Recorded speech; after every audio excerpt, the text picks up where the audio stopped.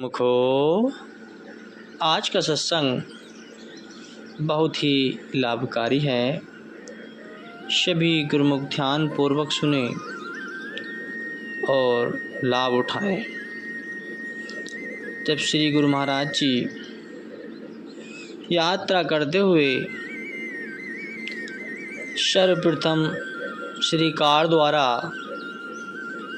कोल्हापुर गांधीनगर महाराष्ट्र में कृपा की तो वहाँ पर कई प्रेमियों के गृह पवित्र किए। 2 प्रेमी भक्तों की विनय पर उनके घर में मुहूर्त भी किया। आपके चरणाविंदों की चरण धूलि को पाकर गांधीनगर की धरती धन्य हो गई। आपके आगमन और अलौकिक आकर्षण से कई संस्कारी जीवों में आत्म जागृति का विकास हुआ।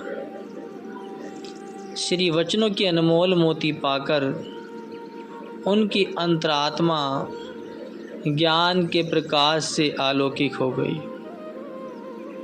आपने मनुष्य जन्म की सार्थकता को जतलाते हुए फरमाया कि यह दुर्लभ मानुष जन्म जीवात्मा को मालिक की भक्ति करने के लिए मिला है। जीव का असली काम केवल मालिक की भक्ति और सेवा करना ही है। इसलिए यह इस दुनिया में आया है। मालिक ने इसे अनमोल श्वासों की पूंजी देकर भेजा है। आप गुरुमुख कितने भाग्यशाली हैं जिन्हें श्री आनंदपुर दरबार की चरण शरण मिल गई है। महापुरुषों की रहनुमाई प्राप्त हो गई है। सांसों की कीमत का पता चल गया है। इसलिए जितना भी समय मिले मालिक की भक्ति और नाम सुमरन और सेवा में बिताओ। अपना यह लोक और परलोक दोनों ही संवार लो। हम भी यही चाहते हैं कि भक्ति और सेवा करके अपना मुख उज्जवल करके यहाँ से जाओ। महापुरुषों की प्रसन्नता इसी में है कि उन प्रेमी भक्तों को आत्मिक आनंद को पाने का मार्ग सुझाकर आपने बेलगांव में आश्रम बनाने हेतु जमीन देखने के लिए कहा।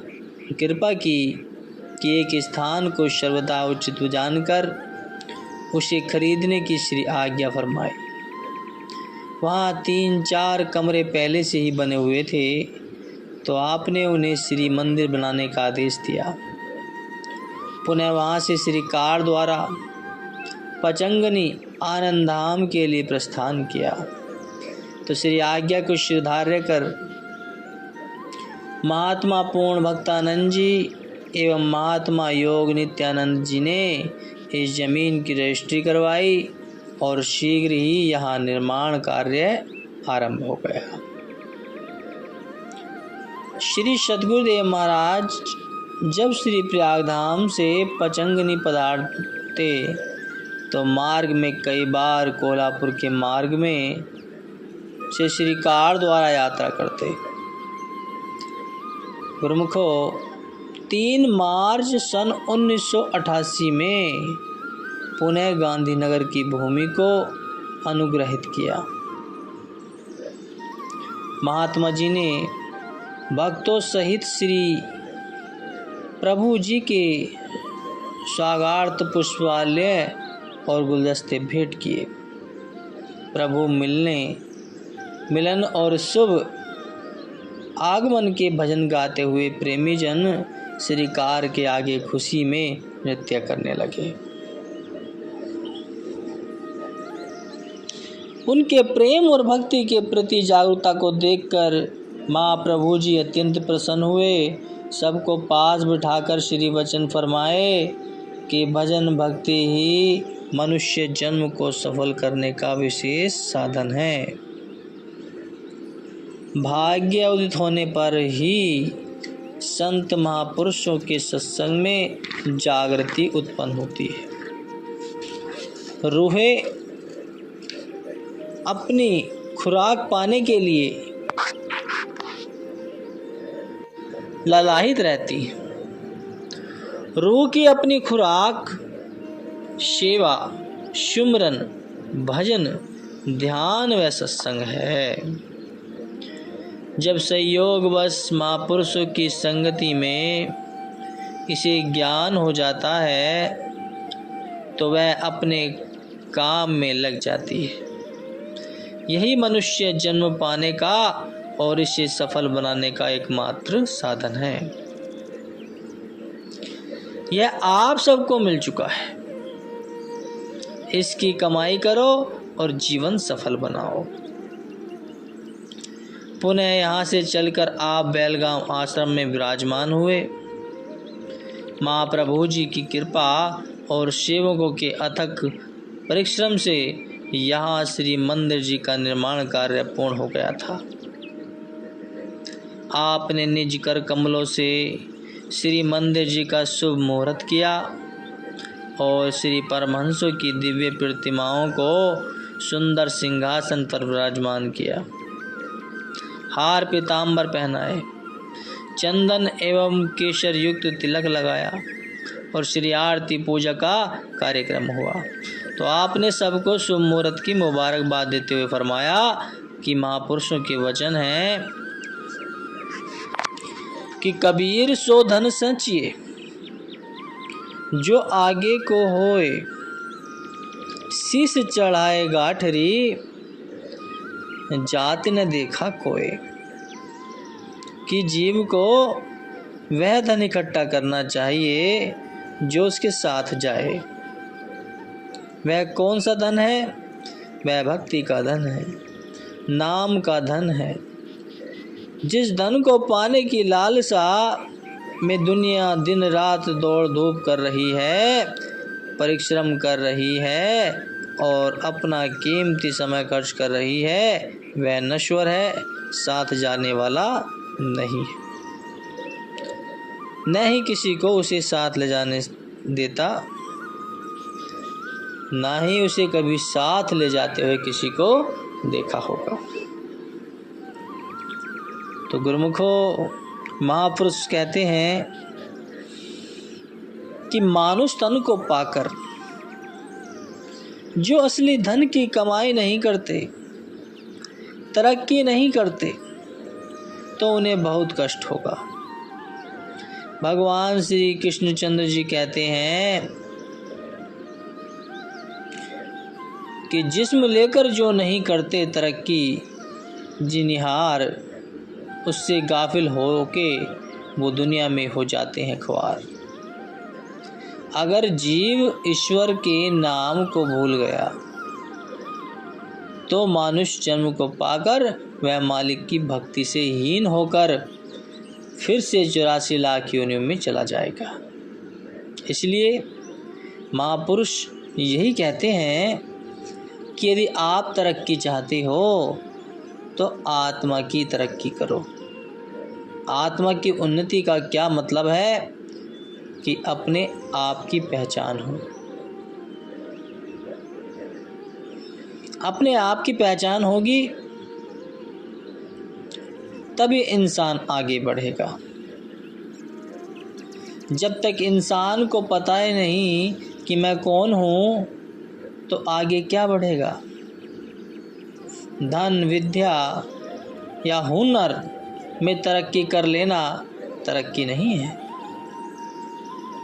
अगर आत्मा की तरक्की नहीं की तो समझो कुछ नहीं किया। इसी आत्मा की तरक्की हेतु आज यहाँ श्री मंदिर का निर्माण हुआ है और उसका उद्घाटन हुआ है। गुरुमुख जन नित्य प्रति यहाँ आकर भक्ति के नियमों की पालना करके निश्चय ही अपनी आत्मा की तरक्की करेंगे, अपने जीवन में सच्ची खुशियाँ व आनंद भर सकेंगे, महापुरुषों की प्रसन्नता को भी प्राप्त करेंगे। श्री गुरु महिमा के भजन गाए गए।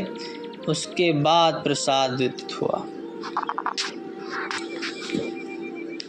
कुछ भक्तों ने विनय की कि प्रभु,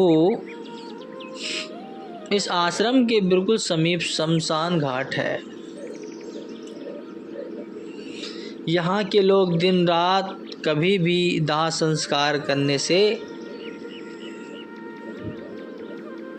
नहीं हिचकिचाते। तो श्री वचन हुए, इंसान को यह देखकर सदा जागरूक रहना चाहिए कि उसका अंतिम समय किसी भी समय हो सकता है। उसके लिए दिन, दोपहर, रात्रि अथवा संध्या का कोई महत्व नहीं है। संतों की वाणियाँ हर क्षण यही चिताती हैं कि मानव जन्म दुर्लभ है। यह जन्म बड़ी मुश्किलों से मिलता है। इसमें गफलत व प्रमाद करना हानिकारक है। सदैव अंतिम समय को याद करते हुए मालिक के नाम स्मरण में दिल लगाना ही मनुष्य का कर्तव्य व धर्म है। श्री प्रभु जी ने पुनः सन 1990 में कोल्हापुर गांधीनगर में महाराष्ट्र में प्रेमी भक्तों को कृतार्थ किया। गांधीनगर के समीप अन्य कस्बों एवं ग्रामों में जाकर आत्म जागृति प्रदान करने की श्री मौज उठी तो महात्मा जी ने विनय की कि स्वामी जी, आपकी कृपा से आसपास के कस्बों और छोटे शहरों में सत्संग भवन बन जाने पर जिज्ञासु जन भाग्य मनाएंगे और कई संस्कारी जीव आपकी शरण में आएंगे और श्री दर्शन पाकर भक्ति धन से माला माल हो जाएंगे। जैसा कि श्री आरती में भी प्रतिदिन गायन करते हैं कि परमारथ हित अवतार जगत में गुरु जी ने है लीना, हम जैसे भाग्यन को गृह दर्शन देना। कि महापुरुष तो अवतार ही परमार्थ के लिए धारण करते हैं। आपने स्वयं स्थान स्थान पर जाकर भक्ति अभिलाषी रूहों को पावन शतुपदेशों द्वारा कृतार्थ किया। भक्ति और नाम की अनमोल सौगात देकर धनवान बना दिया। उन्हें अपनी चरण शरण प्रदान कर सौभाग्यवान बना दिया। श्री सद्गुरुदेव महाराज जी ने कोल्हापुर से माँ लक्ष्मी एक्सप्रेस ट्रेन द्वारा प्रातः 7 बजे मिरज में एक प्रेमी के घर चरण स्पर्श किए। उसका निवास स्थान बहुत छोटा सा था और कुछ दूरी पर सत्संग आश्रम बना हुआ था। उस आश्रम के बाहर एक मंडप बनाया गया था जहाँ पर सत्संग के लिए श्री प्रभु जी के श्री दर्शनों का कार्यक्रम निश्चित किया गया। तो श्री मौज हुई कि यहीं पर ही सब प्रेमियों को बुला लिया जाए। उस दिन वहाँ किसी हड़ताल के कारण मिरज बंद था, परंतु यहाँ पर जो जिज्ञासु प्रेमी भक्त से दर्शन के लिए चले आ रहे थे, तो प्रभु प्रेमियों के द्वार कौन बंद कर सकता है। एक प्रेमी ने सिंधी भाषा में भजन बोला कि जिसका भाव था कि मेरे प्रभु जी ने श्री प्रयाग धाम में प्रस्थान कर लिया है और कार में विराजमान होकर आज दर्शन देने हमारे पास आ गए हैं। तो आपने फरमाया कि आज मिरज चाहे बंद है, परंतु यहाँ के प्रेमी भक्त जिज्ञासुओं के लिए भक्ति के द्वार खुले पड़े हैं। मनुष्य जन्म किस लिए मिला है? भक्ति करने के लिए मिला है। श्री परमहंसों ने सारी रचना भक्ति करने के लिए ही रचाई है। अतः भजन सुमरन सेवा सत्संग करते हुए जीवन को सफल बनाए। पावन श्री वचनों को श्रवण कर वहाँ उपस्थित कुछ जीवों के अंदर जागृति उत्पन्न हुई। तेजोमयी सुंदर दीदार से उनके हृदय में विशेष सुख की अनुभूति हुई। उन्होंने श्री चरणों में विनय करके नाम दीक्षा ली और वहाँ से महात्मा जन एवं आई हुई समस्त संगत श्री कार के साथ चलते चलते आश्रम तक पहुँच गई और श्री प्रभु जी ने श्री मंदिर में मत्था टेका और सब भक्तों को फरमाया कि जितने भी प्रेमी गुरुमुख यहाँ नज़दीक रहते हैं वे सब प्रातः और शाम श्री आरती पूजा में सम्मिलित हुआ करें। यहाँ आकर सेवा, सत्संग और सुमरन का लाभ उठाएंगे तो शीघ्र ही श्री प्रयागधाम में आकर श्री दर्शन पाओगे। किसी कारणवश यदि यहाँ से आ नहीं सकते तो घर में अवश्य ही श्री आरती पूजा, सुमरन ध्यान किया करें। मैं महापुरुषों की वाणियों का अध्ययन करें जिससे अपने ध्येय की पूर्ति हो सके। अगले दिन दोपहर को इचलकरंची में कृपा की। वहाँ पर भी प्रेमी गुरुमुखों के घरों में सत्संग प्रवचन फरमाकर उन्हें मानव जन्म के कर्तव्यों के लिए जागृति प्रदान की।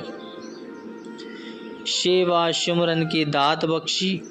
वहाँ से आगे कोल्हापुर में पधारे तो गुरुमुखों ने संगत अधिक होने के कारण एक हॉल आरक्षित करवाया था।